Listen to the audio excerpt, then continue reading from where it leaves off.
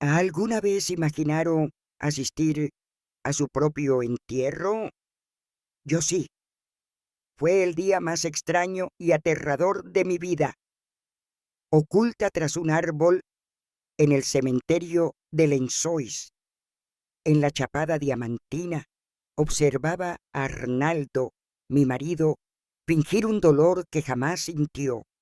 Las flores que arrojaba sobre el ataúd vacío parecían parte de una representación teatral. Sus lágrimas no caían por amor, sino solo cuando alguien lo miraba. Cuando pensaba que nadie lo observaba, revisaba el reloj con impaciencia, como si tuviera compromisos más urgentes que el entierro de su supuesta esposa. Allí estaba yo, disfrazada con ropas que no eran mías, con el cabello teñido a las apuradas y el corazón golpeando como tambor en pecho de cazador. Había hecho lo único posible para no convertirme en otro nombre en la lista siniestra que descubrí escondida entre sus pertenencias. Fingir mi muerte no era un crimen que hubiese planeado cometer, pero resultaba menos grave que los delitos que él venía acumulando hacía años. Me llamo Ednalba Queiroz Fontoura.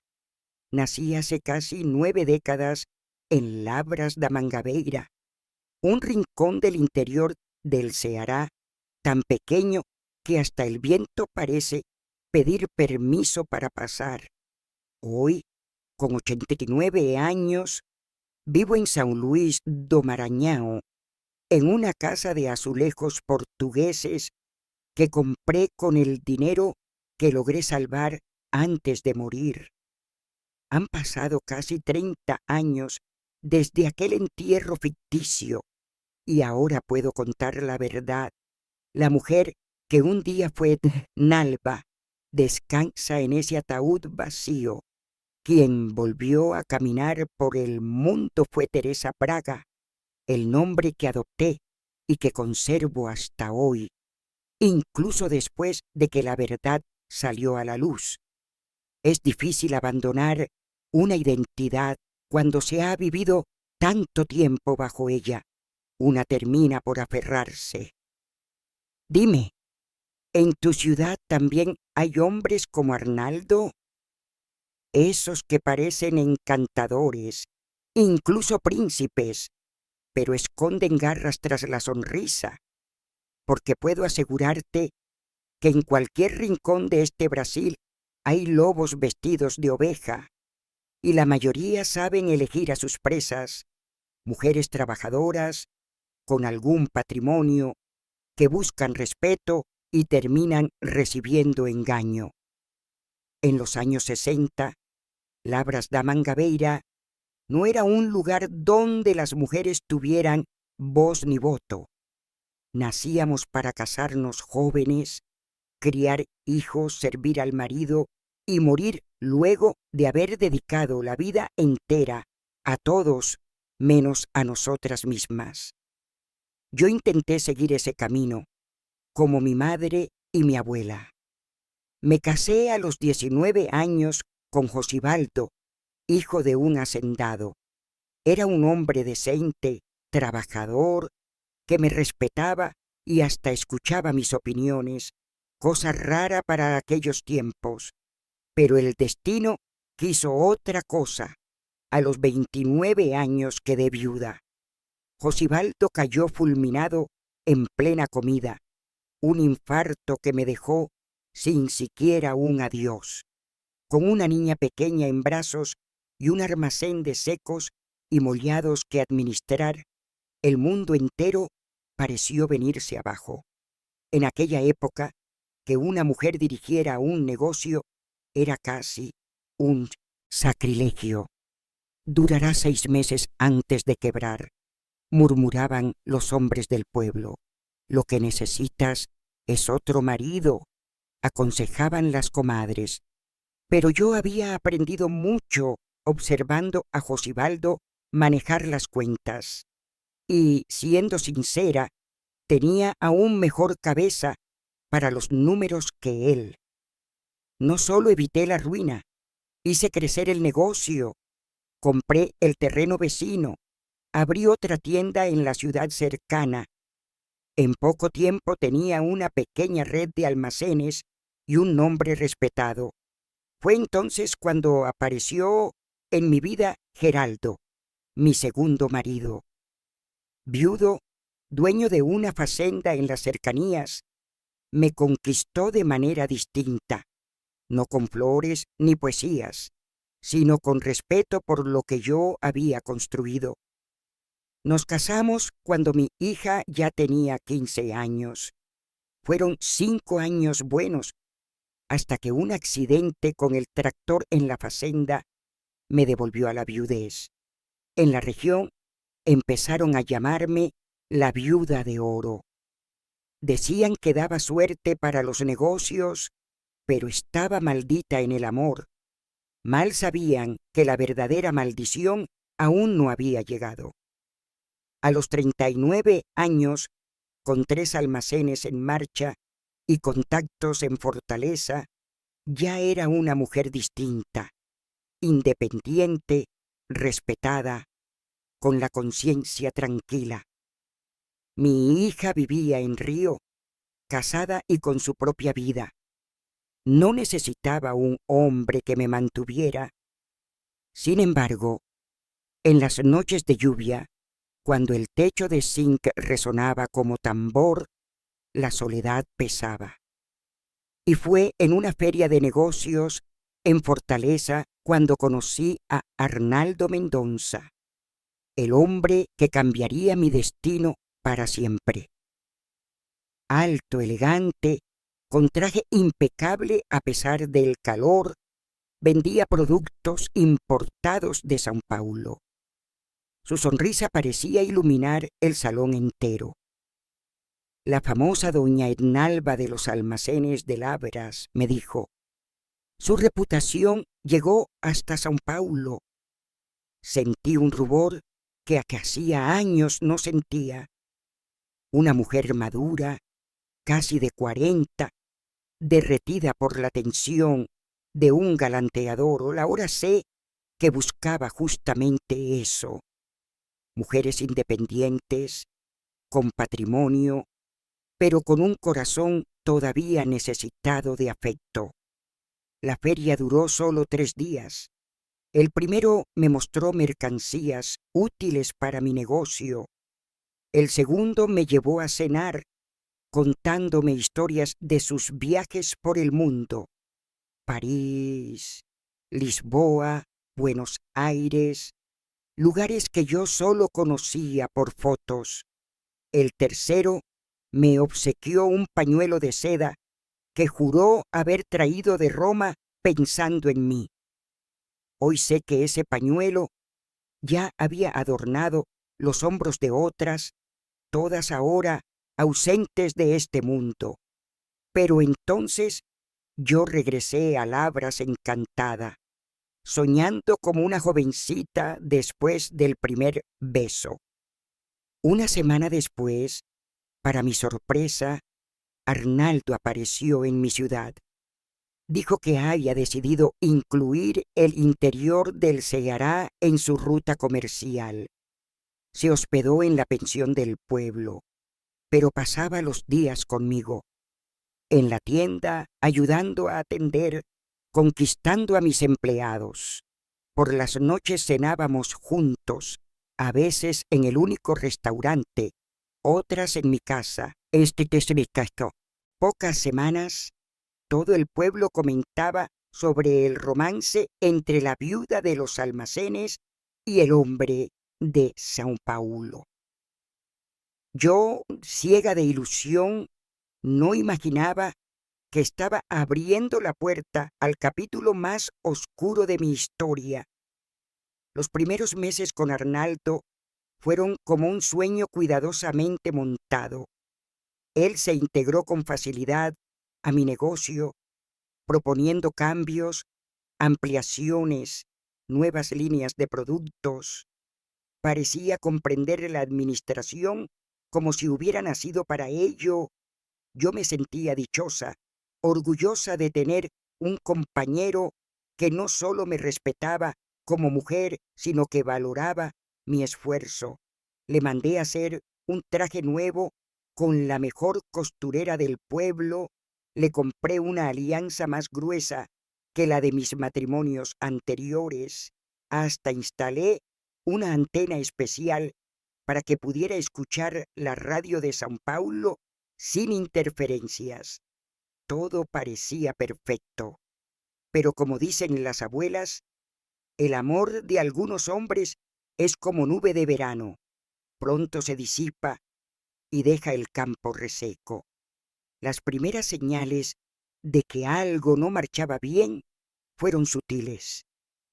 Una pregunta inocente sobre cuánto tenía en mis ahorros, una sugerencia amable de poner su nombre en las escrituras, una insinuación de hacer testamentos para protegernos, todo envuelto en tanto cariño que yo no veía la sombra que escondían sus palabras. Luego vinieron los accidentes, una escalera que casi se desploma cuando subí, una fuga de gas que llenó la casa de un olor fuerte una noche, un carro que aceleró hacia mí en la feria, escapando después. En cada uno de esos episodios, Arnaldo parecía más preocupado, más atento, más protector. Tengo miedo de perderte, Ednalba me decía, abrazándome fuerte, y yo, creyendo que era amor, no veía el peligro, hasta que una cena cambió todo.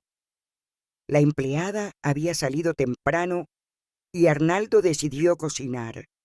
Sirvió un pescado con especias traídas de Oriente. Al poco rato empecé a marearme, el corazón desbocado, la vista nublada. Lo último que vi fue a Arnaldo mirándome con expresión fría, casi científica. Desperté en el hospital, débil, con el médico diciendo que había sobrevivido a una intoxicación grave. Ese fue el punto en que la sospecha germinó en mí. No podía ser tanto azar. Empecé a observarlo con más cuidado. Sus sugerencias de que debía descansar, dejarle los negocios, viajar a lugares apartados. Fue entonces cuando mencionó la Chapada Diamantina, un paraíso de cascadas, y yo acepté, no porque confiara, sino porque comprendí que debía descubrir la verdad. La oportunidad llegó un martes de marzo. Mientras limpiaba la casa, noté que una tabla del techo parecía fuera de lugar. Subí con una silla, empujé y encontré un compartimiento oculto. Dentro, una vieja maleta de médico. La abrí con manos temblorosas y hallé un cuaderno de tapa negra. Lo que leí heló mi sangre. Nombres de mujeres, fechas, descripciones de muertes supuestamente accidentales. Una caída por las escaleras, un incendio, una intoxicación con hongos, cada una con patrimonio adquirido después de su fallecimiento. 6 mujeres en total, todas como yo, independientes, con negocios, con bienes. Y allí, en la última página, mi nombre. Ennalva Queiroz Fontoura, 39 años. Fallecimiento previsto, abril de 1960. Causa: ahogamiento en la Cachoeira da Fumaça. Era mi sentencia escrita por la mano del hombre que dormía a mi lado. El miedo me paralizó. ¿A quién podía contarle? ¿Quién me creería? En la justicia de aquella época, en el interior, poco valían los papeles que yo tenía en mis manos. Y si él descubría que yo sabía, ¿aceleraría sus planes? Caminé toda la noche por la sala, sin dormir, con una taza de café en las manos, hasta que una idea temeraria brotó. Si él quería mi muerte, se la daría.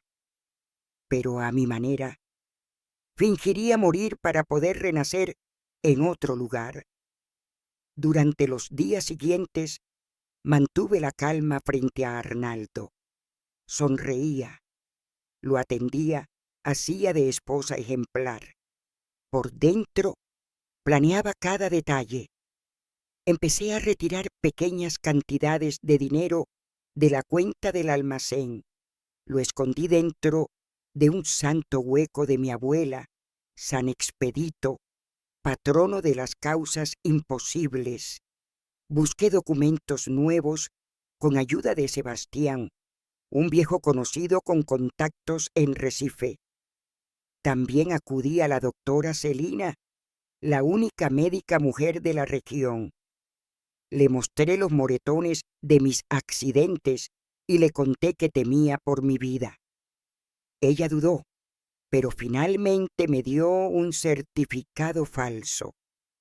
Cáncer en fase terminal. Me entregó medicinas que me harían parecer enferma sin dañarme. Perdí peso, palidecí, y pronto Arnaldo creyó mi historia. Cuando le mostré el diagnóstico con lágrimas fingidas, él lloró a su manera, pero en sus ojos vi algo más: cálculo. Sugirió incluso postergar la supuesta viaje, pero yo insistí. Si me queda poco tiempo, quiero ver esas cascadas. Lo que él no sabía era que mientras esperaba la fecha, yo me estaba preparando para morir, solo en apariencia. Mientras Arnaldo creía que yo estaba resignada a mi destino, yo construía silenciosamente mi plan de escape. Lo primero era asegurar que todos creyeran en mi suicidio. La doctora Celina me había dado un certificado convincente y yo escribí una carta de despedida donde expresaba que no quería ser un peso para nadie. La guardé en mi equipaje, lista para ser hallada en el momento oportuno. Necesitaba también una forma de desaparecer en la cascada sin morir de verdad. Fue entonces cuando recordé a don Justino, un viejo cliente del almacén que en su juventud había sido guía en la Chapada Diamantina. Una tarde, durante una entrega, lo animé a contarme historias de la región. Sus ojos brillaban mientras hablaba de la Cachoeira da Fumaça, de su altura impresionante, de los secretos de la selva, y entonces reveló algo crucial. Existía un pasadizo oculto detrás de la cortina de agua, usado por indígenas y garimpeiros en tiempos antiguos. Ese detalle se convirtió en el corazón de mi plan. Fingiría caer, aprovecharía la confusión y desaparecería por aquel sendero escondido. Era arriesgado, pero era mi única oportunidad. Mientras tanto, los documentos falsos que Sebastián gestionaba estaban casi listos. Una nueva identidad: Teresa Braga, viuda de Campina Grande. Tendría una nueva partida de nacimiento, una nueva cédula, incluso una libreta de trabajo. Guardé esos papeles junto con el dinero en el interior hueco del santo de mi abuela. El tiempo corría. Cada gesto de Arnaldo me confirmaba lo que había descubierto en el cuaderno. Me observaba con demasiada atención. Insistía en que comiera de lo que él preparaba. Hablaba de futuro como si ya estuviera calculando mis bienes. Una noche encontré en su chaqueta un pequeño frasco de vidrio oscuro. Lo destapé con cuidado. El olor era inconfundible. Veneno. Ese hallazgo borró cualquier sombra de duda.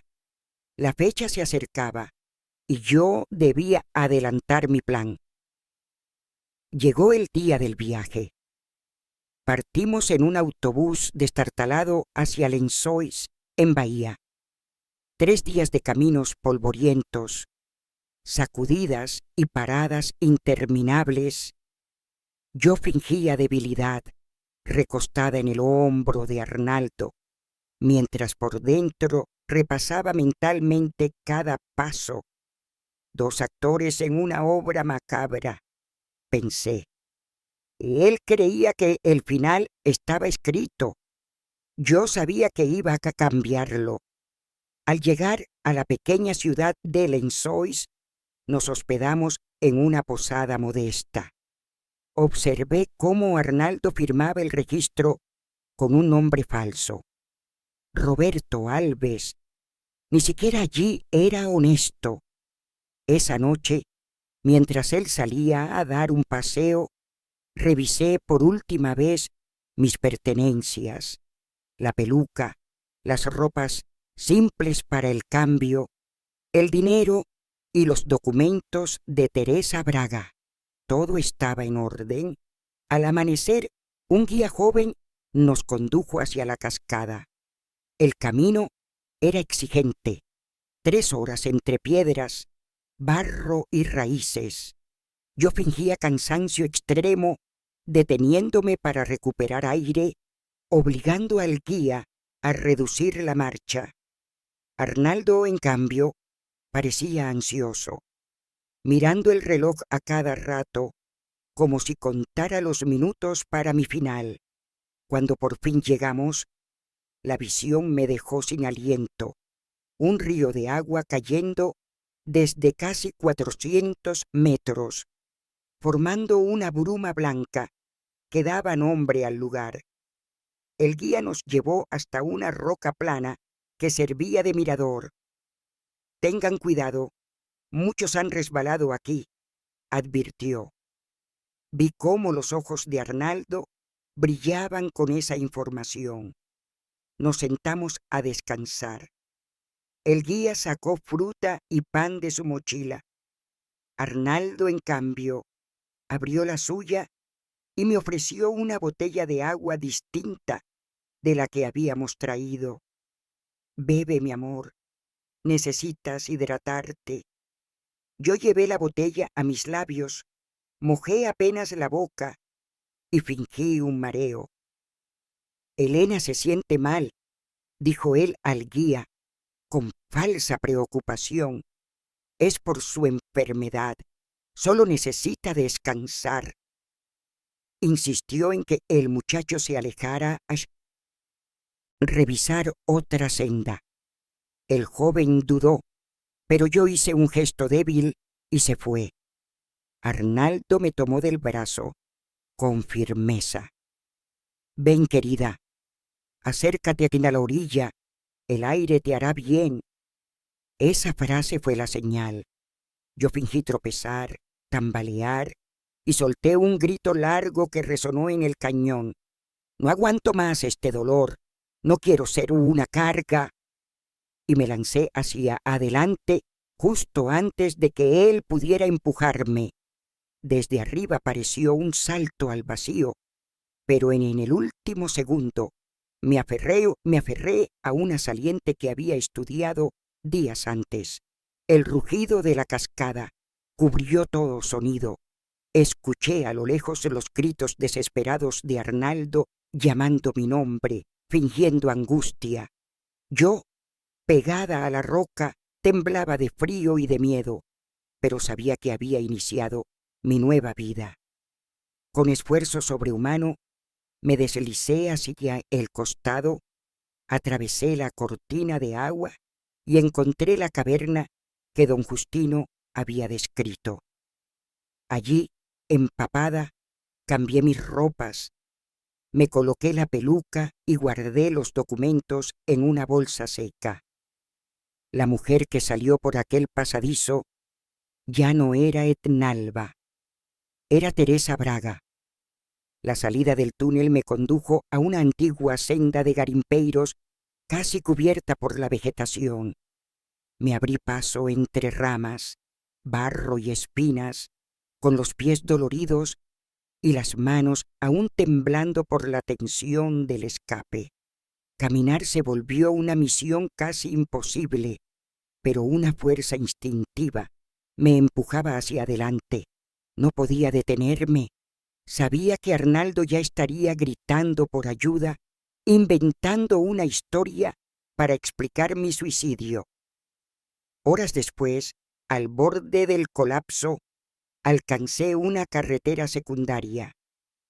La suerte me acompañó. Un camión cargado de frutas se detuvo. El conductor, un hombre mayor, me observó con cierto recelo, pero su mirada se suavizó cuando le dije que era viuda y buscaba unos parientes en Salvador. Me ofreció una manga madura mientras me ayudaba a subir. «Tome, señora, parece que no ha comido en días». No se equivocaba. Llegamos a un pueblo llamado Andaraí. Me dejó en la plaza central. Me senté en una banca, mordiendo aquella fruta con las manos sucias y el alma en carne viva. Por primera vez me sentí completamente sola. Ya no era Enalba, ni tampoco era todavía Teresa. Era una mujer sin pasado ni futuro. Solo tenía lo que llevaba puesto y una decisión irreversible sobre los hombros. Sabía que no podía quedarme allí. Lençóis no estaba tan lejos y pronto la noticia de la mujer que se lanzó a la cascada se extendería. Necesitaba seguir viajando. Con algo del dinero guardado, compré un pasaje hasta Feira de Santana y de allí pensaba llegar hasta Salvador para tomar otro bus hacia el norte. Mi destino final era São Luís do Maranhão, una ciudad lo suficientemente grande para desaparecer y suficientemente lejana para que nadie me relacionara con mi antigua vida. Mientras esperaba el autobús, escuché a dos hombres conversando en la terminal. ¿Supiste de la mujer que se lanzó desde la cascada y pobrecita tenía una enfermedad terminal? Dicen que dejó una carta. Mi plan funcionaba. La carta había sido encontrada. Todos creían que estaba muerta. Respiré hondo. El viaje hasta Feira fue agotador. Dormí en la terminal, en un banco, abrazada a mi bolso, como si fuera el último pedazo de vida que me quedaba. Esa noche no cerré los ojos. Cada paso de alguien, cada sombra, me hacía temer ser descubierta. Al amanecer, tomé otro autobús hasta Salvador, y desde allí, tras 3 días de espera, logré conseguir un pasaje hacia São Luís. La travesía fue interminable. El autobús se descompuso 2 veces. Dormimos en un pueblo que ni siquiera recuerdo el nombre porque el conductor se negó a seguir por la carretera en mal estado de noche. Yo comía poco, gastaba lo mínimo, protegiendo el dinero que llevaba escondido. Finalmente, tras una semana de viaje, vi el mar de São Luís, los colores de los azulejos portugueses en los edificios del centro histórico brillaban bajo el sol como si me dieran la bienvenida. Olía a sal, a especias, a una vida nueva. Nadie conocía a Enalba allí. Nadie sabría que alguna vez tuve almacenes, una casa hermosa, una hija en Río. Allí por fin podría ser solo Teresa Braga. Encontré una pensión sencilla en el centro, donde no hacían muchas preguntas si pagabas por adelantado. Mi cuarto era pequeño, con una cama individual y un armario que olía a humedad, pero era mío. era el refugio de una mujer que había renacido del agua. El siguiente paso era buscar trabajo. Tenía que mantenerme. Pensé en lo que sabía que era hacer: atender al público, administrar, cocinar un poco, y así, después de varias negativas, conseguí empleo en una pequeña lanchonete cerca del mercado central. El dueño, don Ribamar, solo me preguntó una cosa: ¿sabe hacer coxiñas? Sí, empieza mañana. No miró los documentos. No le importó mi historia. Solo necesitaba a alguien que trabajara duro. Comencé a despertar antes del sol, caminar hasta la lanchonete, preparar pasteles y coxiñas, atender a clientes con una sonrisa que ocultaba 1000 cicatrices. Por la noche volvía a la pensión con los pies hinchados y el alma entumecida. No salía, no hablaba con nadie más de lo necesario. Vivía como un fantasma que solo quería pasar desapercibido. Pero San Luis, con sus tambores de bumba meu voy y sus calles llenas de vida, tiene una manera curiosa de hacerte volver al mundo. Poco a poco empecé a hablar con la señora que vendía hierbas medicinales junto a la lanchonete, a sonreír a los clientes habituales, a, a asistir a misa los domingos. Sin darme cuenta, la mujer que se escondía comenzó a florecer otra vez.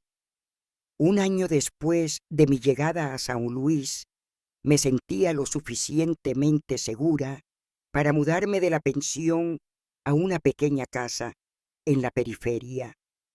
Tenía solo 2 ambientes: un dormitorio y una sala que también hacía de cocina, pero era mía. Por primera vez desde mi muerte, me sentía en paz, en un espacio donde podía cerrar la puerta y respirar sin miedo. Había logrado ahorrar algo trabajando en la lanchonete. No era mucho, pero alcanzaba para pagar el alquiler, la comida y guardar unas monedas para el futuro. Poco a poco, Teresa Braga empezaba a tener una vida modesta, pero libre. Sin embargo, las noches seguían cargadas de preguntas que no me dejaban dormir. ¿Qué habría pasado con Arnaldo? ¿Habría logrado apoderarse de mis bienes? ¿Estaría ya buscando a su próxima víctima? La posibilidad de que otra mujer cayera en sus redes me atormentaba. No por celos. Mi amor por él había muerto al descubrir su traición, sino por un profundo sentido de justicia. Así que tomé una decisión arriesgada. Con parte de mis ahorros, contraté a un detective privado local, un hombre llamado Genesio, con ojos cansados y cara de pocos amigos. Le conté una versión distorsionada, que era pariente lejana de una tal Ednalba Queiroz, que había leído sobre su suicidio y quería saber si el viudo se había beneficiado económicamente.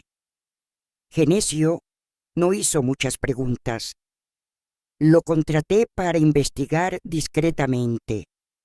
2 semanas después, volvió con un informe que me dejó sin aliento. Arnaldo había encontrado un obstáculo que no esperaba. Al parecer, alguien había modificado mi testamento poco antes del viaje a la Chapada. En lugar de dejarle todo a él, como creía, la mayor parte de mis bienes habían sido asignados a instituciones benéficas locales. No sabía quién había hecho eso. Tal vez la doctora Celina, tal vez Sebastián, pero quien fuera, había salvado lo que yo no pude proteger. Arnaldo intentó impugnar el testamento en la justicia, alegando que yo No estaba en plena posesión de mis facultades por causa de la enfermedad terminal, pero la carta de despedida, escrita con una letra firme y serena, fue aceptada como prueba de que yo estaba lúcida. Humillado y sin poder acceder al dinero, Arnaldo vendió a toda prisa lo poco que le quedaba y se mudó a Recife. Lo más escalofriante fue saber que allí se había casado nuevamente con una viuda adinerada, dueña de una posada frente al mar. Genesio me preguntó, ¿quiere que siga investigando? No lo dudé.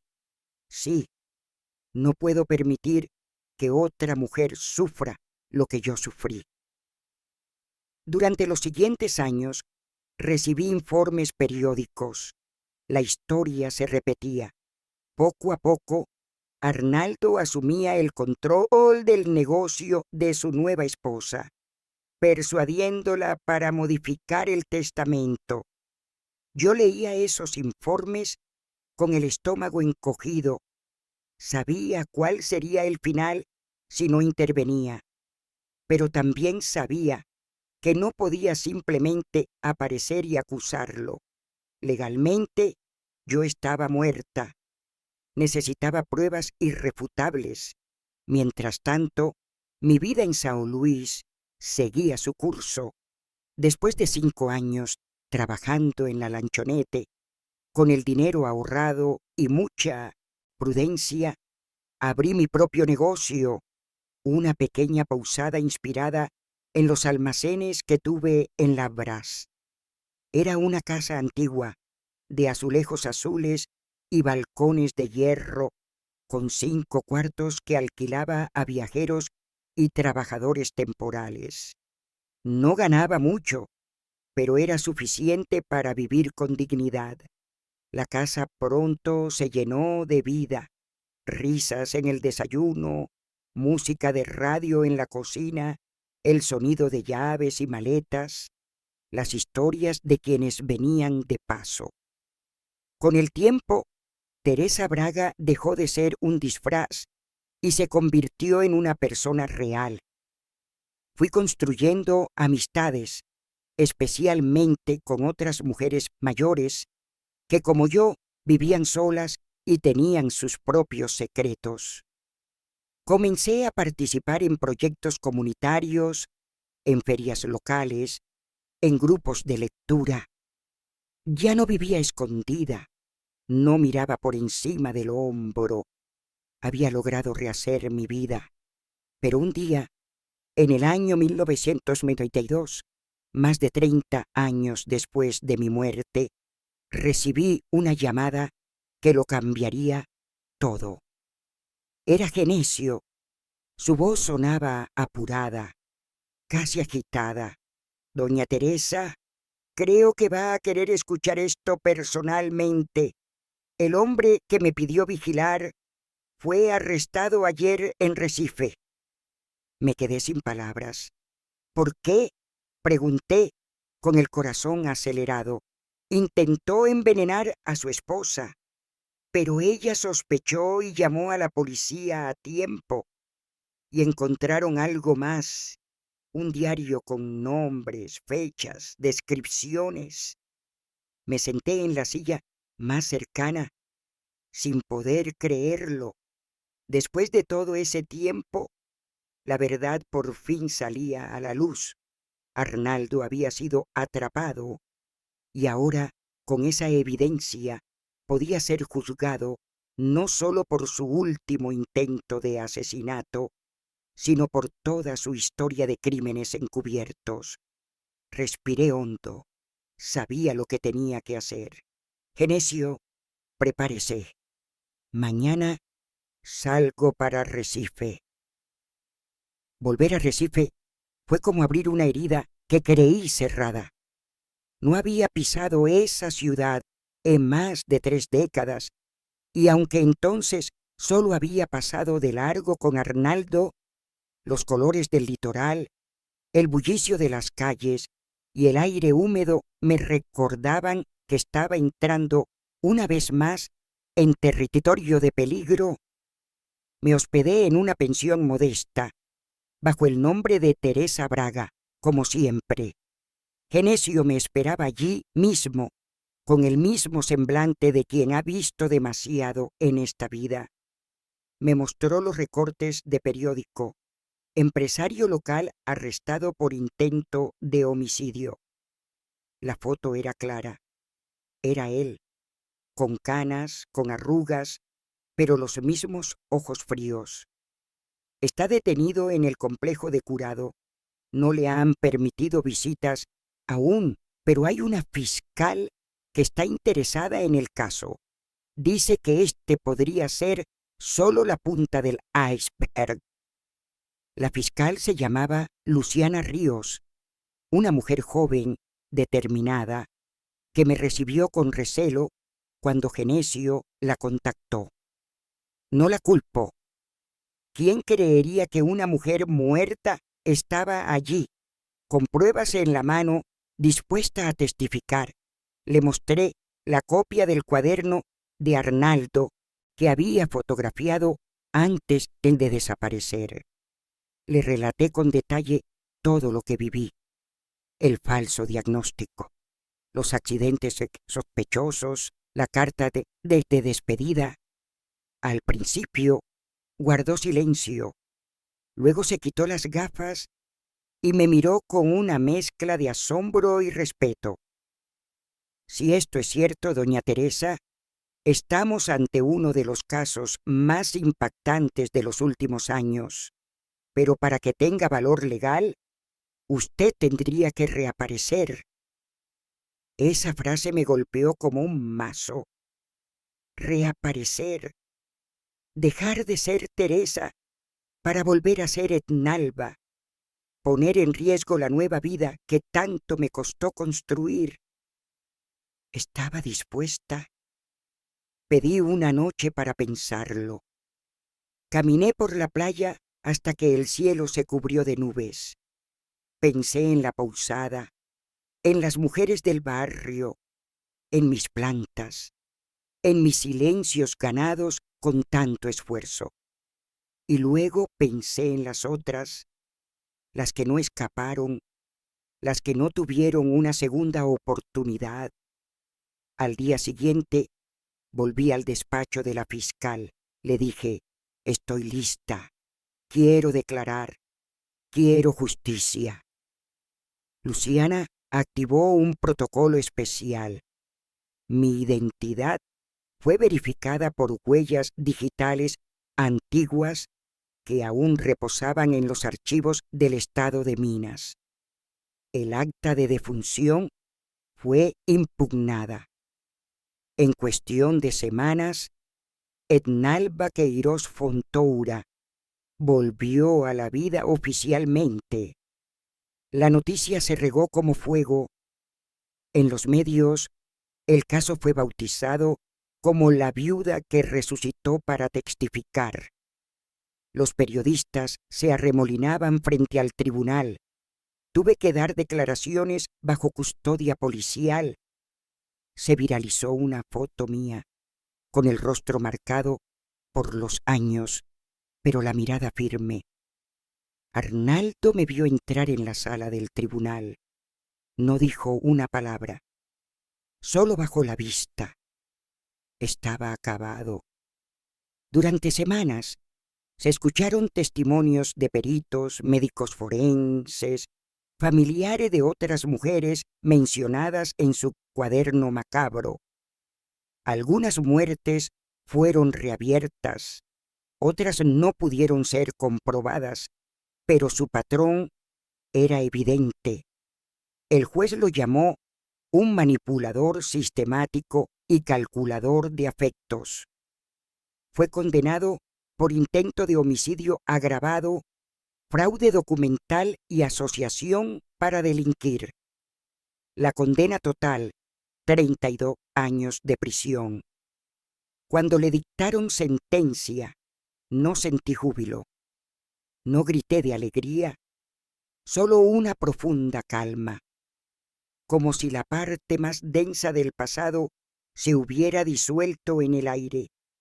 Después del juicio, me ofrecieron programas de protección de testigos, un nuevo nombre, una nueva ciudad, pero ya no lo necesitaba. Yo ya sabía cómo empezar desde cero. Volví a San Luis en silencio. Las vecinas me recibieron con abrazos y empanadas calientes. «¿Cómo estuvo el viaje, dona Teresa?», preguntaron, y yo sonreí. «Productivo», dije. Nadie hizo más preguntas. Volver a casa después de enfrentar al pasado me dejó con una sensación contradictoria. Por un lado, me sentía liberada. Por otro, como si algo dentro de mí hubiese envejecido 10 años en apenas unas semanas. La justicia se había hecho, sí, pero la vida no se detiene por un acto judicial. Las heridas viejas no sanan de un día para otro. Pasé días enteros en silencio, cuidando mis plantas, reorganizando libros, barriendo la vereda una y otra vez. Mis manos estaban ocupadas, pero la mente no paraba. En las noches, a veces despertaba sudando, como si aún oyera la voz de Arnaldo diciéndome: «Bebe esto, te hará bien». Pero también hubo consuelo. La gente del barrio, aunque no sabía la historia completa, notaba que algo había cambiado en mí. Me miraban con respeto. La señora Albertina, mi vecina de al lado, me dejó una nota escrita a mano con una rosa en la reja.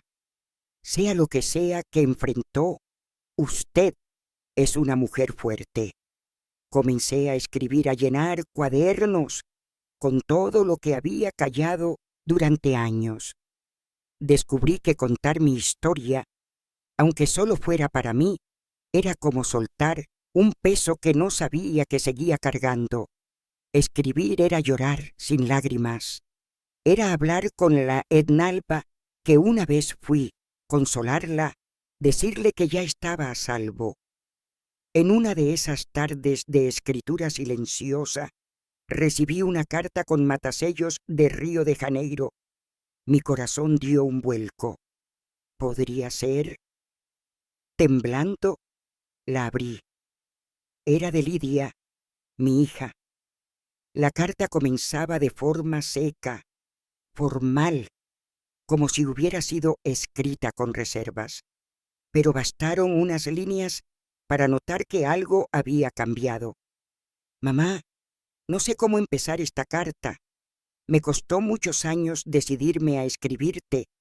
Durante mucho tiempo te juzgué por desaparecer sin decir nada. Pensé que habías huido, que me habías abandonado, pero recientemente algo me llevó a investigar. Encontré noticias sobre el juicio. Te reconocí en una foto y por primera vez entendí que no sabía nada de ti».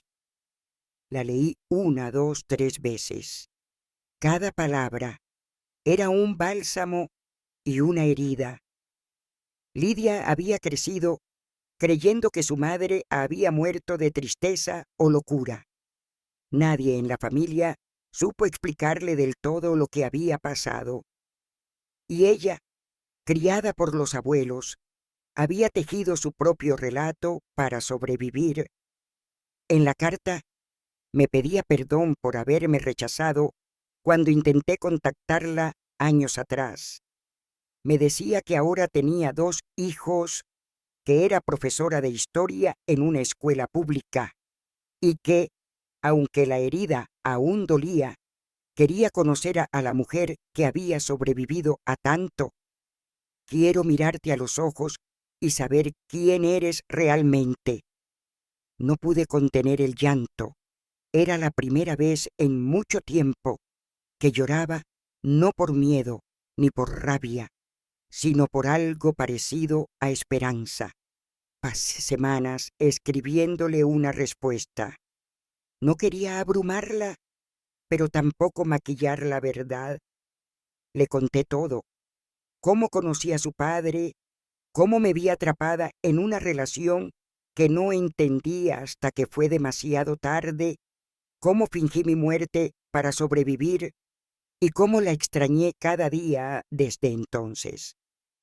Le envié la carta por correo certificado, temiendo que el cartero la perdiera, como si llevara dentro el último hilo que me unía a ella.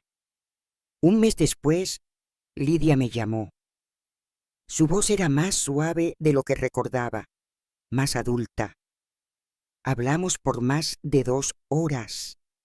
Hubo silencios incómodos, lágrimas contenidas, preguntas que no supe responder, pero también risas tímidas, como si ambas estuviéramos redescubriéndonos. ¿Puedo ir a verte?, me preguntó al final.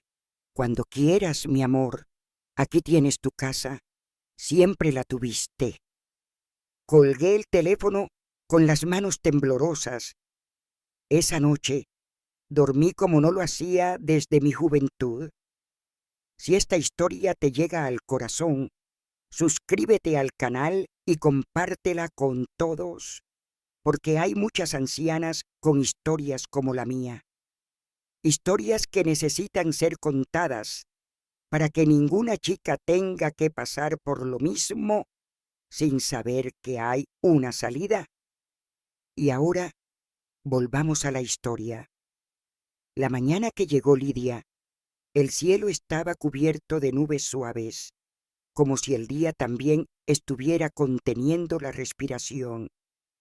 Me desperté antes del amanecer, incapaz de dormir, con el corazón golpeando como si tuviera 20 años otra vez. Limpié la casa 3 veces, preparé café, bolo de fubá y un jarro de jugo de acerola.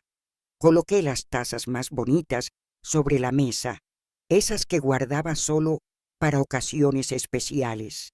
Me vestí con el vestido azul que tanto me gustaba, me peiné con esmero y me senté en la sala como si estuviera esperando a una reina. A las 10 en punto, escuché el motor de un coche. Mi cuerpo entero se paralizó. Desde la ventana la vi bajar. Llevaba el cabello recogido, unos lentes grandes y una mochila colgada al hombro. Era igual a su abuela cuando joven. Al abrir la puerta, ella me miró en silencio. Nos quedamos así, una frente a la otra, con 30 años de historia, sin contar en medio. «Hola, mamá. Hola, hija». No nos abrazamos de inmediato. Entró, miró la casa, las paredes, el jardín. Todo era nuevo para ella y al mismo tiempo llevaba el aroma de algo familiar.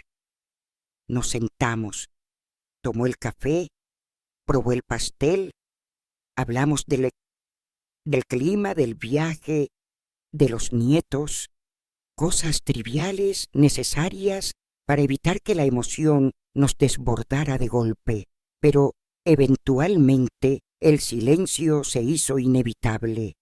Fue ella quien rompió la barrera. «No entiendo cómo lograste vivir con ese dolor todos estos años». La miré a los ojos. Había tanto reproche como ternura en su mirada. «No viví, Lidia. Sobreviví, día tras día, hasta que un día entendí que también tenía derecho a vivir, y fue entonces que comencé a sanar». Ella bajó la cabeza, luchando con sus propias lágrimas. «Siempre pensé que me habías abandonado. Nunca dejé de pensar en ti. Nunca. Cada cumpleaños, cada diciembre, nunca dejé de ser tu madre». Nos abrazamos por fin. Fue un abrazo largo, torpe, pero verdadero. De esos que no necesitan palabras. Pasó una semana en casa.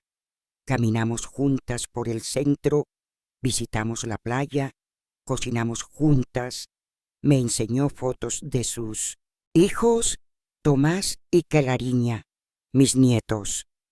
Al verlos, sentí que una nueva parte de mí se abría, una parte que había estado dormida. ¿Y su padre? Pregunté una noche, mientras lavábamos los platos. Murió hace 5 años. Vivía solo, bastante enfermo. No quiso ayuda. Nunca volvió a casarse. Asentí en silencio. No sentí alegría por su muerte, tampoco tristeza, solo un cierre, como quien termina un capítulo. Antes de irse, Lidia me dejó una caja. Dentro había cartas, dibujos que hice para ella cuando era niña y un pañuelo bordado con mi nombre. Lo guardé todo, aunque me dolía. Ahora quiero que lo tengas tú. Esa noche, después de que se marchó, me senté en la mecedora del jardín con esa caja en el regazo. El cielo se despejaba y las primeras estrellas comenzaban a brillar. Comprendí entonces que el tiempo no cura todo, pero permite que algunas heridas dejen de sangrar, que la memoria no se borra, pero puede transformarse, y que aunque no podamos cambiar el pasado, sí podemos construir un presente donde el amor vuelva a florecer. Después de la visita de Lidia, mi rutina nunca volvió a ser la misma. Aunque ella regresó a Río para continuar con su vida y su familia, algo en mí había cambiado para siempre. Habíamos roto el muro del silencio. Ahora hablábamos por teléfono cada semana, compartíamos recetas, historias de los nietos y también, poco a poco, recuerdos dolorosos que necesitaban ser exorcizados. Me volví abuela a distancia. Aprendí a usar el correo electrónico para recibir las tareas escolares de Clariña, los dibujos de Tomás y videos de cumpleaños grabados con amor. Nunca imaginé que después de tanto vacío podría sentir de nuevo el calor de una familia. Un día, Lidia me propuso algo que me tomó por sorpresa. Mamá, ¿te gustaría venir a pasar las fiestas con nosotros este año? Mi primer impulso fue negarme. ¿Cómo me verían? ¿Qué pensarían los niños de esa abuela que apareció de la nada? Pero ella insistió con una dulzura firme que no me dejó escapatoria. Y así, después de más de 30 años, volví a pisar Río de Janeiro. La ciudad seguía ruidosa, vibrante, apretada de edificios y buses y gente apurada. Pero esta vez yo no era la mujer perdida que bajaba en la estación sin saber a dónde ir. Esta vez llegaba con un destino, con personas esperándome, con un lugar en la mesa. Cuando Tomás me vio en el aeropuerto, se escondió detrás de su madre. Clariña, en cambio, se me quedó mirando fija y preguntó en voz alta: ¿Tú eres la abuela Teresa? Sí, mi amor. Y fue ella quien dio el primer paso. Se acercó, me abrazó con fuerza y dijo: mi mamá dice que tienes muchas historias. ¿Me cuentas una esta noche? Esa noche, después de la cena, me senté en el sofá con Clariña en el regazo y Tomás pegado al brazo de su madre. Les conté una historia inventada, una mezcla de aventuras, selvas, ríos y un loro que hablaba. Los niños rieron y pidieron otra, y luego otra. Me miré desde afuera por un instante. Allí estaba yo, la mujer que fingió su muerte, que vivió escondida durante décadas, que lo perdió todo, contándole cuentos a sus nietos como si la vida le hubiera dado otra oportunidad. Durante esos días conocí a los amigos de Lidia. Vi cómo era su mundo, su trabajo, sus logros. Una noche Al volver de una cena con sus colegas, ella se sentó a mi lado y me dijo: «Durante muchos años sentí un vacío, mamá, pero ahora entiendo que no era tu ausencia lo que más me dolía, sino no entender por qué te fuiste. Ahora que lo sé, ese vacío comienza a cerrarse». No respondí con palabras, solo tomé su mano. Las fiestas fueron sencillas, llenas de comida casera, risas y música de radio antigua.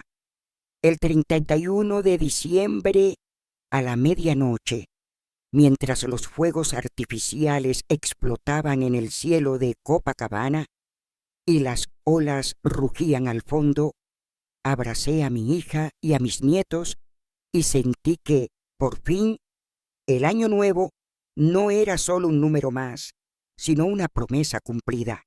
Cuando regresé a San Luis, mis vecinas me recibieron con abrazos y preguntas. Les conté que había estado con la familia, que tenía 2 nietos hermosos y que había aprendido a hacer pan de queso en horno eléctrico.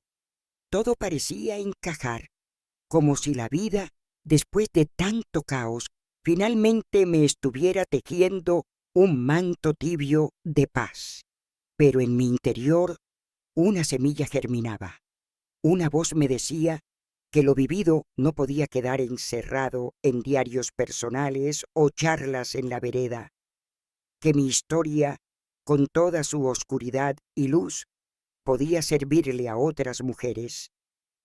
Empecé a pensar en escribir un libro, no por vanidad, sino como un acto de reparación, un testimonio, una manera de gritarle al mundo que sí es posible caer, pero también es posible levantarse con más dignidad que nunca.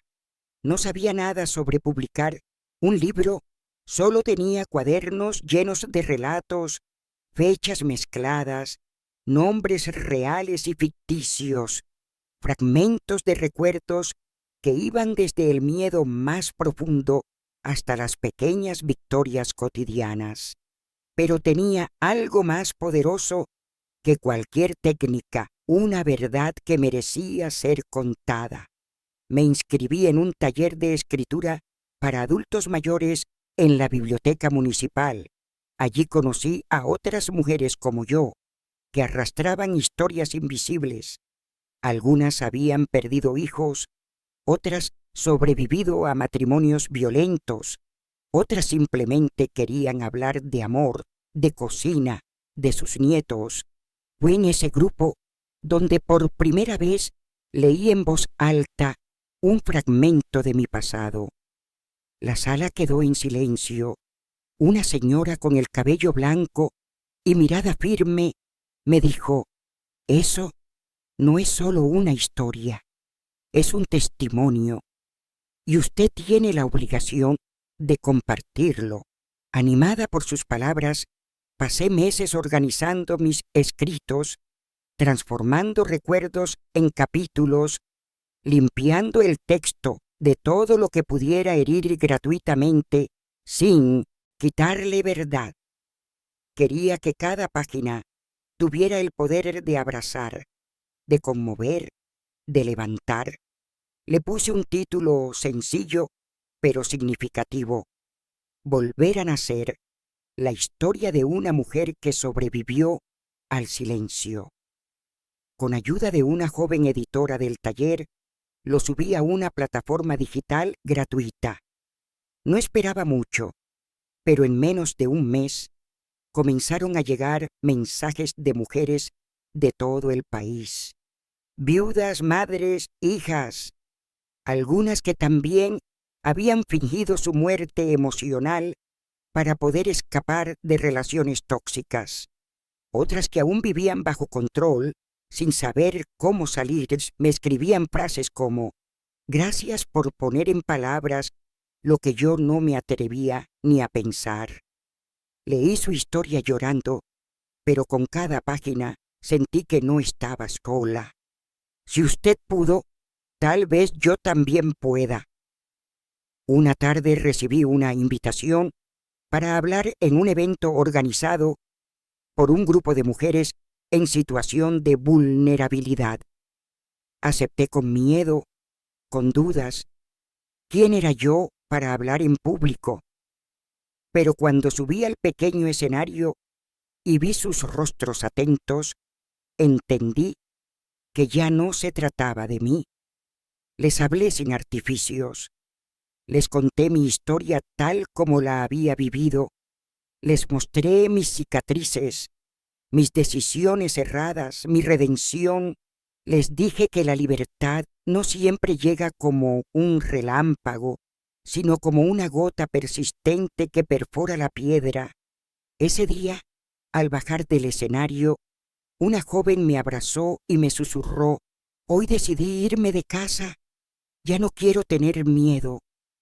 No hay premio, dinero ni reconocimiento que iguale ese momento.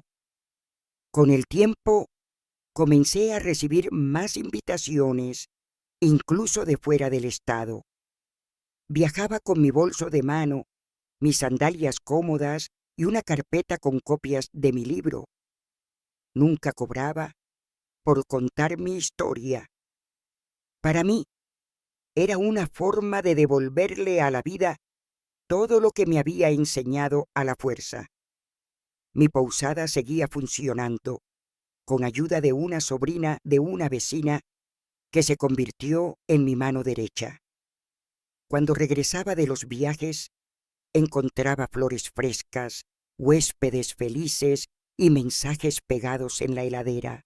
«Gracias, dona Teresa, por su generosidad». Había dejado de esconderme. Mi nombre, mi rostro, mi voz ya no eran secretos, y eso, lejos de quitarme seguridad, me daba una paz profunda, porque entendí que no hay mayor libertad que vivir sin máscaras, sin miedo, sin la obligación de complacer a nadie más que a una misma. Cada vez que regresaba a casa, después de uno de esos encuentros con mujeres que cargaban dolores parecidos al mío, me sentía más liviana, como si al compartir mi historia también ayudara a liberarla de ellas, como si las palabras que antes eran cadenas ahora se convirtieran en puentes.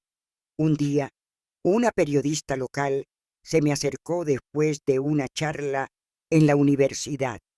¿Le interesaría contar su historia en un documental? Creo que podría inspirar a muchas más personas. La idea me asustó. Una cámara, una filmación sobre mi vida. Me sentí expuesta solo de pensarlo, pero después de hablar con Lidia y recibir su apoyo, acepté. El equipo era pequeño, pero sensible. Me entrevistaron en la posada, en la biblioteca donde escribía, en el pequeño jardín que cuidaba con amor desde hacía años. Hablé de mi pasado sin adornos, pero también sin odio, porque entendí que el verdadero poder no está en mostrar la herida, sino en enseñar la cicatriz y decir: «Aquí sané».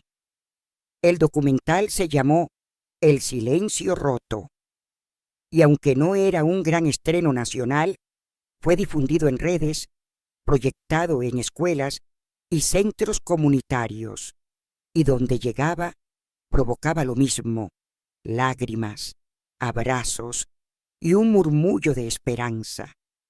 Una mujer en silla de ruedas me escribió desde Bahía.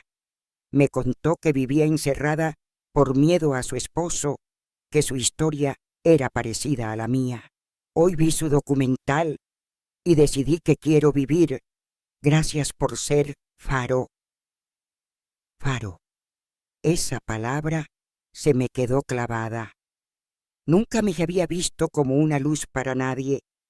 Solo era una señora que había sobrevivido. Pero quizás eso era suficiente. Con los años, mi rostro comenzó a aparecer en notas de periódicos, en artículos de revistas, incluso en una columna feminista de un periódico nacional. No buscaba fama, pero sabía que cada entrevista era una oportunidad para hablarle a una mujer que aún no había encontrado el valor para irse. Y mientras mi historia viajaba por otros medios, en casa todo seguía su curso. Clariña y Tomás venían a visitarme cada vacaciones, me enseñaban nuevas canciones, me mostraban cómo usar el celular para hacer videollamadas y hasta grabamos un video juntas donde contábamos cuentos, que luego se volvió viral en un grupo de abuelas narradoras. Una tarde, Clariña me preguntó: «Abuela, ¿cómo hiciste para seguir adelante después de tanto dolor?». Pensé por unos segundos y le respondí, porque entendí que el dolor no era toda mi historia, era solo un capítulo, y yo todavía tenía muchos por escribir. Esa misma noche abrí un cuaderno nuevo. En la primera página escribí: «Este será mi último libro, pero no será sobre el pasado, será sobre lo que aprendí después del dolor». Quería hablar del amor, de la ternura, de la vida cotidiana, porque si bien el pasado me había definido por mucho tiempo, ya no era su prisionera. Comencé a escribir sobre las pequeñas cosas que me daban alegría: la vecina que me traía pan recién hecho, el aroma del jazmín en la ventana, las cartas que seguía recibiendo de mujeres anónimas que me llamaban Madre del Coraje. Y en cada palabra que escribía sentía que sellaba un ciclo, que lo que empezó en oscuridad ahora caminaba hacia la luz. No sé cuánto tiempo me queda, ni me preocupa. Lo que sé es que ya no me debo nada.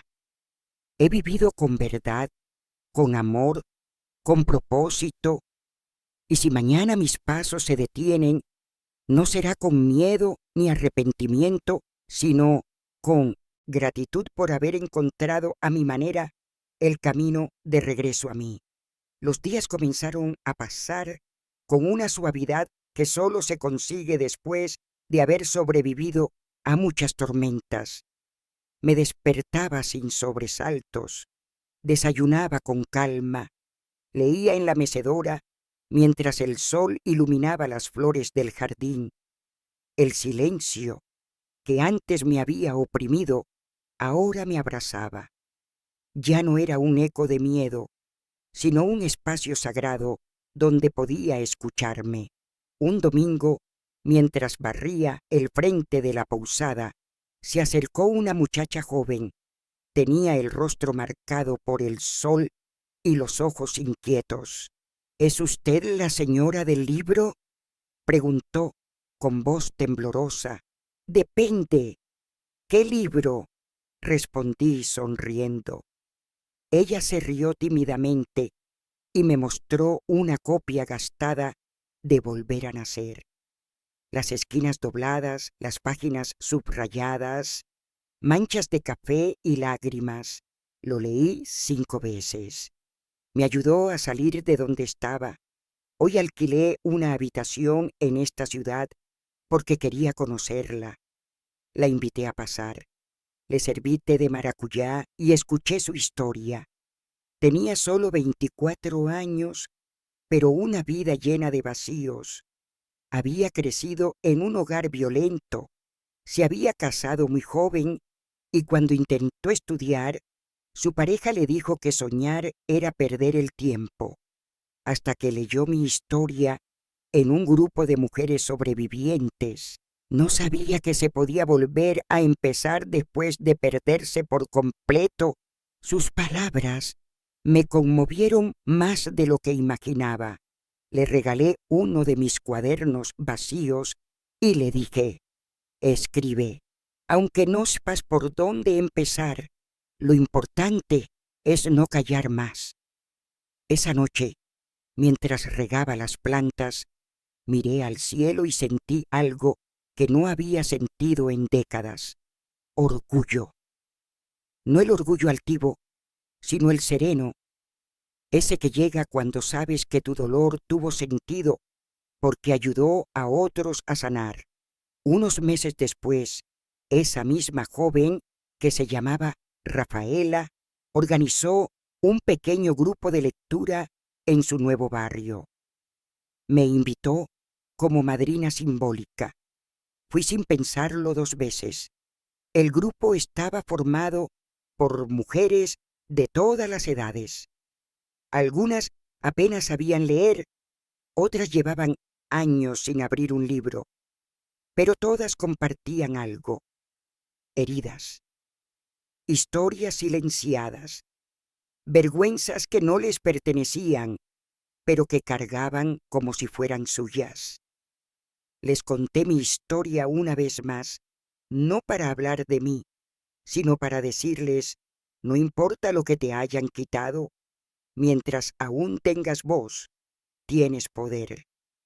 Después de ese encuentro, me sentí renovada. Decidí que ya no quería vivir solo recogiendo las migajas de lo que me quedó. Quería saborear la vida completa, con sus imperfecciones, sus pausas, su dulzura inesperada. Lidia me llamó esa noche. Había visto una nota en internet sobre el encuentro en el barrio de Rafaela. Mamá, no dejas de sorprenderme. ¿Sabes algo? Me siento tan orgullosa de ti. Lloré en silencio al escucharla, porque por muchos años pensé que mi hija solo podría recordarme con dolor. Y ahora, esa misma hija me regalaba lo que más anhelaba en el mundo: reconocimiento sin rencor. En los días siguientes, comencé a planear una pequeña celebración, no un cumpleaños ni un aniversario, una celebración de la vida. Invité a las vecinas, a las mujeres del taller, a Rafaela, a mis nietos, a Lidia. Preparé comida con mis propias manos, adorné el patio con flores y escribí en una pizarra vieja que rescaté del depósito: hoy celebramos la victoria de ser quienes somos, después de todo lo vivido. Y aunque no hubo música estridente ni fuegos artificiales, fue una de las tardes más felices de mi vida. La celebración de aquella tarde quedó grabada en mi memoria como un símbolo de renacimiento, no porque fuera grandiosa, sino porque fue profundamente auténtica. Cada sonrisa, cada historia compartida, cada abrazo, fue una forma de sellar que la vida aún merecía ser vivida con plenitud. Rafaela leyó en voz alta un texto que escribió en el cuaderno que le regalé. Antes solo sabía sobrevivir. Ahora, gracias a ti, estoy aprendiendo a vivir. Lidia, que llegó con los niños poco antes del anochecer, me abrazó con fuerza. Clariña se subió a mi falda y me susurró al oído: cuando sea grande, quiero ser como tú. Yo reí, con lágrimas en los ojos.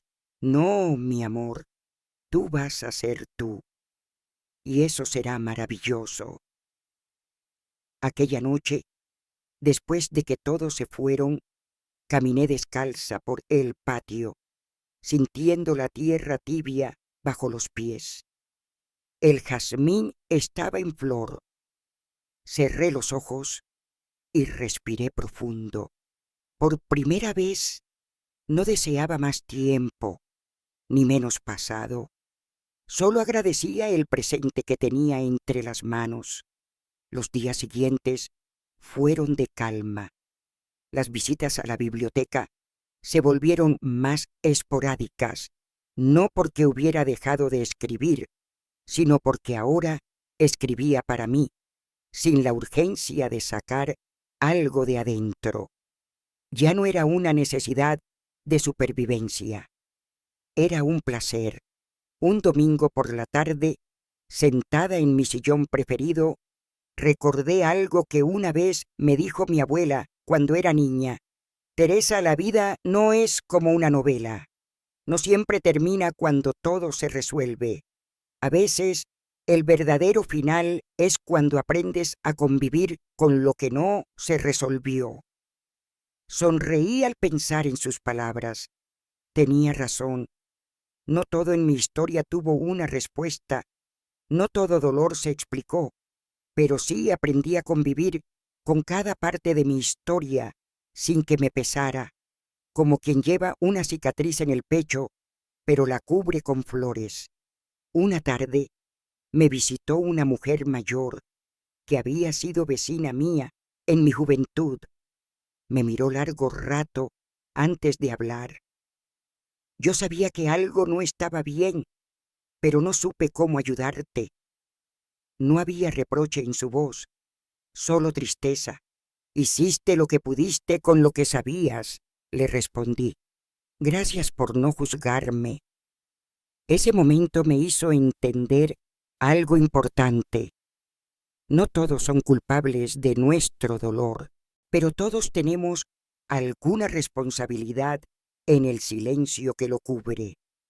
Y romper ese silencio es un trabajo colectivo. Comencé a promover pequeñas reuniones en la plaza del barrio. Las llamamos tardes de voz. Cada semana una mujer leía algo, un poema, una carta, un recuerdo, a veces con voz firme, otras entre lágrimas, pero siempre, siempre con valentía. Ver a mujeres de todas las edades abriendo el corazón frente a otras fue una de las experiencias más transformadoras de mi vida. Era como si cada palabra soltara una cadena, como si cada historia compartida tejiera un puente nuevo. Una adolescente que apenas hablaba al principio, un día tomó el micrófono temblando y dijo: creí que era la única que se sentía rota por dentro. Hoy descubrí que no estoy sola. Y entonces lo supe. Habíamos creado algo mucho más grande que un espacio de charla. Habíamos construido un refugio, un lugar donde el dolor no era debilidad, sino semilla de fortaleza. Si esta historia te llega al corazón, suscríbete al canal y compártela con todos, porque hay muchas ancianas con historias como la mía, historias que necesitan ser contadas para que ninguna chica tenga que pasar por lo mismo sin saber que hay una salida. Y ahora volvamos a la historia, sí, historia. Con el paso de los meses, aquellas tardes de voz se convirtieron en una tradición. Ya no solo venían mujeres del barrio, sino también de otras comunidades, incluso pueblos cercanos. Lo que empezó como un círculo tímido de confianza, floreció como un movimiento de dignidad.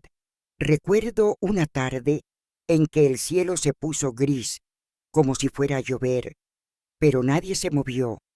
Bajo los árboles, una señora de 70 y tantos años tomó el micrófono y confesó por primera vez que había pasado toda su vida silenciando una historia de abuso que había sufrido en su infancia. Nadie habló mientras ella lloraba. Solo la rodeamos en silencio y la abrazamos. Ese día entendí que hay dolores que se arrastran durante décadas, pero basta una sola escucha sincera para empezar a soltarlos.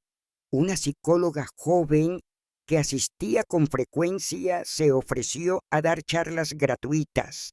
Una cocinera trajo merienda cada semana. Una profesora de canto propuso que cerráramos los encuentros con música. Y así, las voces rotas se fueron volviendo coros. Mientras tanto, mi relación con Lidia alcanzaba una profundidad inesperada. No hablábamos solo como madre e hija. Éramos dos mujeres que desde lugares distintos habían decidido reconstruirse. Un día me dijo: «Mamá, gracias por no rendirte, porque tu historia me salvó más veces de las que imaginas». Yo le respondí con una sonrisa serena: «Tú me salvaste a mí, hija. Al volver a buscarme, me diste permiso para volver a vivir». Los nietos crecían rápido. Tomás jugaba al fútbol en la escuela y me mandaba audios contando sus goles. Clariña escribía poesías y me pedía que las leyera en voz alta. Un fin de semana largo vinieron todos a quedarse en la posada. Fueron días de risas, platos sucios, camas improvisadas y mucha ternura. Una noche, mientras lavábamos los platos, Lidia me miró y dijo: «¿Te imaginas todo lo que nos hubiéramos perdido si no hubiéramos tenido el coraje de buscar la verdad?» Asentí, sin necesidad de decir nada más, porque no hay regalo más grande que el reencuentro verdadero, el que no exige explicaciones perfectas, solo la decisión de mirar al otro con compasión. En esos días empecé a sentir un cansancio diferente, no dolor, no enfermedad, más bien un sosiego profundo, como si mi cuerpo supiera que ya no había urgencias, que todo lo importante había sido dicho, vivido, ofrecido. Un atardecer escribí en mi diario: «Si mañana no despierto, que sepan que me fui en paz. Ya no le temo al final, porque viví lo suficiente como para transformar el dolor en semilla y el silencio en canto». No era una despedida, era un reconocimiento. El tiempo me había devuelto lo que una vez me quitó: mi voz, mi dignidad, mi tribu, y con eso ya no necesitaba más para sentirme completa. Los días comenzaron a llenarse de una quietud distinta, como si el universo me estuviera preparando con dulzura para un nuevo ciclo. No era tristeza, no era despedida, era plenitud. Cada mañana, al despertar, agradecía con un susurro. Ya no me sentía en deuda con la vida. Al contrario, sentía que la vida me había devuelto mucho más de lo que imaginé después de tantos años de oscuridad. Un sábado por la tarde, mientras organizaba unos libros en la pequeña estantería de la sala, Clariña me llamó por videollamada. «Abuela, tengo que hacer un trabajo para la escuela. Es sobre mujeres que nos inspiran. Y quiero hablar de ti». Me sorprendió. Le pregunté por qué, entre tantas mujeres notables, había elegido a su abuela. «Porque tú cambiaste tu historia, porque no te quedaste en el dolor, porque ayudas a otras mujeres a salir del silencio.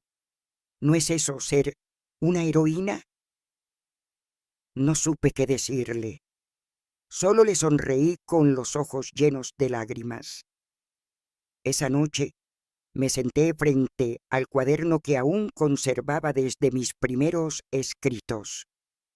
Lo abrí por una página en blanco y escribí: «Hoy entendí que el mayor legado que puedo dejar no está en lo que viví, sino en lo que ayudé a despertar en los demás».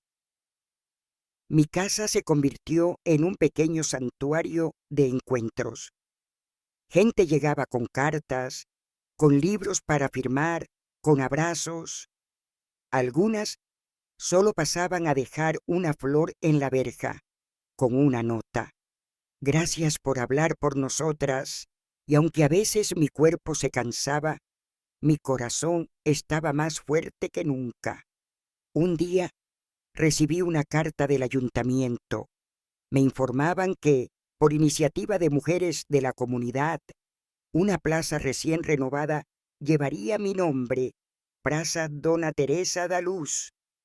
Me reía al leerlo, yo, que una vez creí que tenía que desaparecer para sobrevivir, ahora tenía una plaza con mi nombre.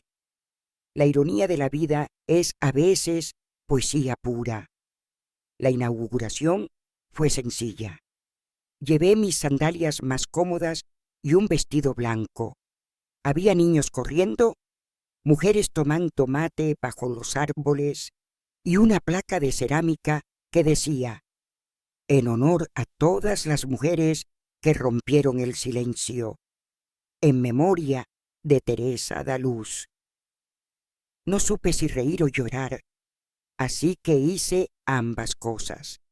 Tomás, que ya tenía voz de adolescente, me abrazó fuerte y dijo: abuela, algún día voy a escribir una historia sobre ti. Le respondí: entonces asegúrate de contar también los días felices, ¿sí? Porque sí los hubo, muchos. Esa noche, mientras todos dormían y el aire olía a tierra mojada por la lluvia de verano, me senté en la mecedora del porche, como tantas veces antes. Cerré los ojos. Escuché el canto de los grillos, sentí el calor suave en la piel y pensé: si pudiera volver atrás, no cambiaría nada, porque hasta lo más doloroso me trajo hasta este exacto momento. Y este momento lo vale todo. Después de la inauguración de la plaza, algo en mí se aquietó por completo.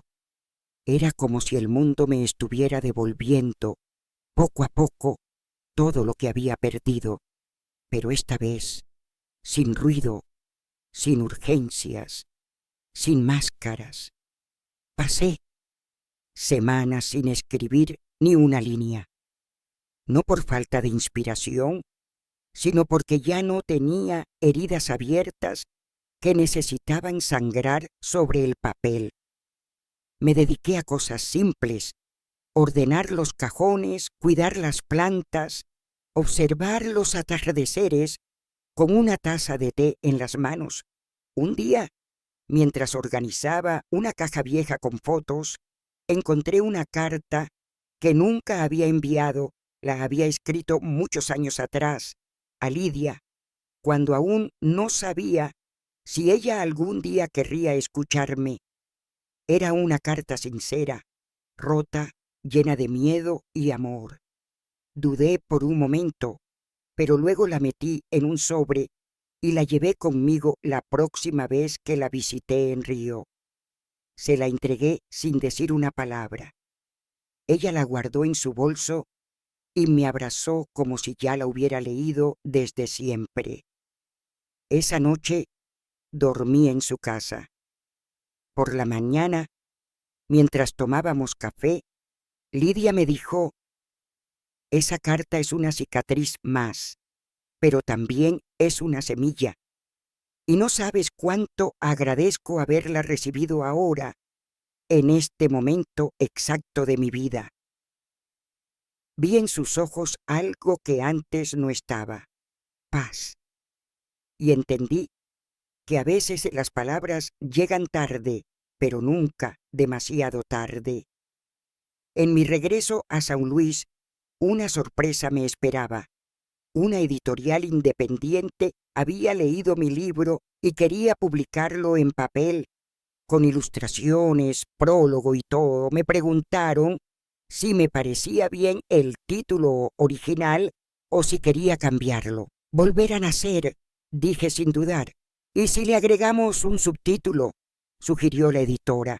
Lo pensamos juntas y lo decidimos allí mismo. Volver a nacer. Cuando una mujer decide contarse a sí misma. El libro salió poco antes de mi cumpleaños número 77. Lidia organizó una presentación íntima, con música suave, flores del jardín y muchas lectoras que llegaban con sus ejemplares subrayados. Ese día No firmé libros. No quise. Preferí leerles en voz alta un fragmento del capítulo final y al terminar me levanté de la silla, miré a todas las mujeres frente a mí y dije, hoy no soy una sobreviviente, hoy soy una sembradora y ustedes son tierra fértil. Las lágrimas vinieron sin pedir permiso y por primera vez no sentí vergüenza de llorar delante de todos, porque esas lágrimas ya no eran de dolor, eran de agradecimiento, de cosecha, de plenitud. Volví a casa con una caja llena de cartas, flores secas, dibujos de niños que me llamaban Abuela Teresa sin apellido. Las guardé todas en una maleta que antes había usado para esconderme y que ahora servía para atesorar amor. Los días siguientes al lanzamiento del libro fueron una mezcla de asombro y serenidad. Cada vez que alguien me reconocía en la calle, no era por haber sido una víctima, sino por haber tenido el coraje de reconstruirme. Me saludaban con cariño, con respeto. Algunas mujeres se acercaban con timidez y me decían, yo también estoy escribiendo mi historia, gracias a usted. Otras simplemente me tomaban la mano por unos segundos y luego se iban. No hacía falta decir más. Había un lenguaje silencioso entre nosotras, una complicidad que nacía del haber transitado por caminos oscuros y haber encontrado al final una rendija de luz. Mi salud seguía siendo buena, aunque ya no tenía la energía de antes. El cuerpo comenzaba a hablar con más claridad, me cansaba más rápido, dormía más profundo, y los inviernos me dolían en los huesos. Pero nada de eso me preocupaba. Había hecho las paces con mi pasado, con mi cuerpo, con mi historia. Una tarde, Clariña me pidió grabar una entrevista para un trabajo escolar. Me preparó un rincón en el patio con flores, una manta tejida y la cámara del celular. Se sentó frente a mí con una libreta en las manos y me dijo, abuela, ¿qué es lo más importante que aprendiste en la vida? Me quedé en silencio unos segundos, luego respondí, aprendí que el silencio puede protegerte, pero también puede encerrarte, y que el amor, cuando es real, siempre busca abrir puertas, no cerrarlas. Ella escribió sin levantar la vista. Después me preguntó, ¿y lo que más te dolió? Haberme traicionado a mí misma durante tantos años por miedo al qué dirán. ¿Y lo que más te sanó? Contar mi verdad, sin odio, sin vergüenza, sin esperar aprobación. Cuando terminó la entrevista, Clariña me abrazó largo rato y yo sentí que algo se sellaba, como si hubiera transmitido lo esencial, como si esas palabras fueran a viajar con ella mucho más allá de lo que yo misma podría imaginar. Poco tiempo después, me ofrecieron participar en una campaña nacional sobre mujeres mayores que transformaron sus comunidades. Dudé, pero Lidia me animó. Mamá, tu voz ya no es solo tuya, le pertenece a todas las que aún no se animan a hablar. Acepté. Me llevaron a São Paulo, me alojaron en un hotel, me maquillaron suavemente y me entrevistaron en un estudio con luces cálidas. Les pedí que no editaran mis palabras para hacerlas más bonitas. Déjenlas como salen, porque es desde la imperfección donde habita la verdad. Cuando el video se publicó, se volvió viral. Recibí cientos de mensajes, algunos de mujeres mayores, otros de adolescentes que me escribían: gracias por enseñarme que la edad no es una jaula, sino una llave. Y una carta que me hizo llorar durante horas decía: tu historia me salvó la vida. Iba a rendirme, pero te vi y decidí quedarme un día más. No puedo explicar lo que eso significa. Saber que una historia vivida con tanto dolor puede convertirse en esperanza para alguien más no tiene precio. Después de aquella campaña nacional, las invitaciones comenzaron a llegar con más frecuencia. Congresos de mujeres, entrevistas en radios comunitarias, mensajes desde países donde jamás pensé que mi voz llegaría. Me hablaban desde Argentina, Perú, incluso desde España. Y aunque nunca salí de Brasil, mi historia viajaba más allá de las fronteras, llevando un pedacito de mí con cada lectura, con cada escucha. Sin embargo, en mi corazón ya se gestaba una certeza silenciosa. Era tiempo de empezar a despedirme de lo público, no por cansancio, sino porque sentía que todo lo que debía decir ya lo había dicho. Todo lo que tenía que entregar ya había sido ofrecido. Así que comencé a preparar lo que llamé mi último encuentro, un cierre simbólico de todo ese ciclo de contar, compartir, sanar juntas. Lo organizamos en la plaza que llevaba mi nombre. Lidia se encargó de las invitaciones. Clariña escribió el discurso de apertura. Rafaela, la joven a quien una vez regalé un cuaderno, leyó un poema que hablaba de raíces, de heridas que florecen. Yo no preparé un discurso, solo llevé una pequeña libreta en la que había escrito una frase: gracias por escucharme. Ahora es su turno de hablar, porque entendí que el verdadero legado no está en las palabras que uno dice, sino en las palabras que despierta en los demás. Aquel último encuentro fue una tarde mágica. Mujeres de distintas generaciones compartieron lo que habían construido a partir de sus propias historias. Había una red viva, poderosa, tejida entre muchas, y yo ya no era el centro, ni quería serlo. Era apenas una piedra más en el río de voces que ya fluía con fuerza propia.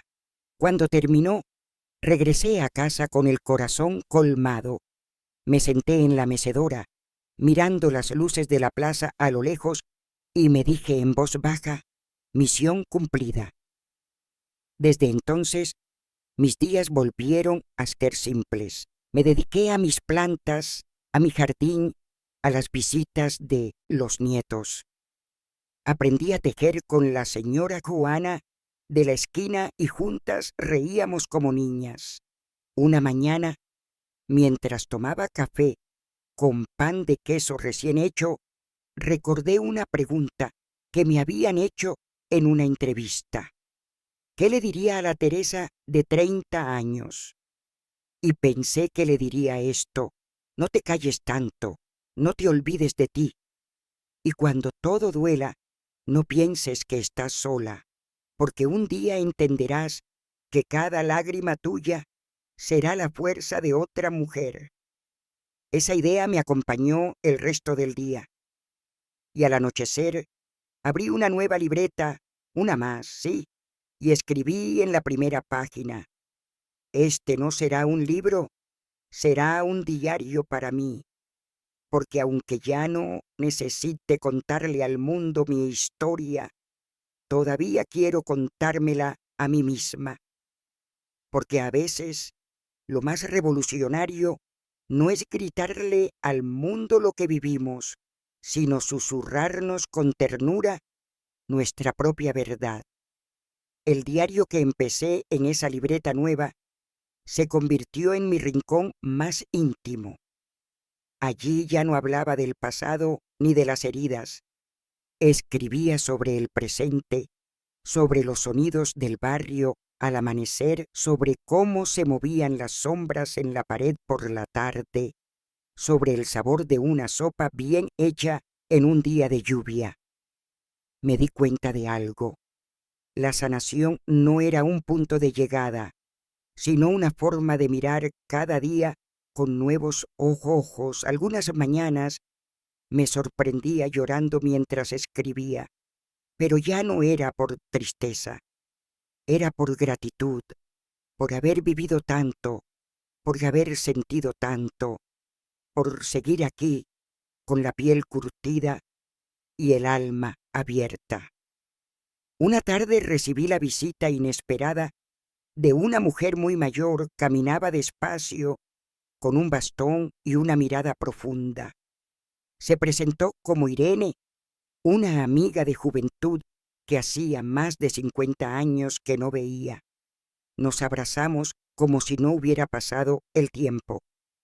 Nos sentamos en el porche y comenzamos a recordar cosas que solo la memoria sabe guardar: canciones, apodos, travesuras, dolores compartidos en silencio.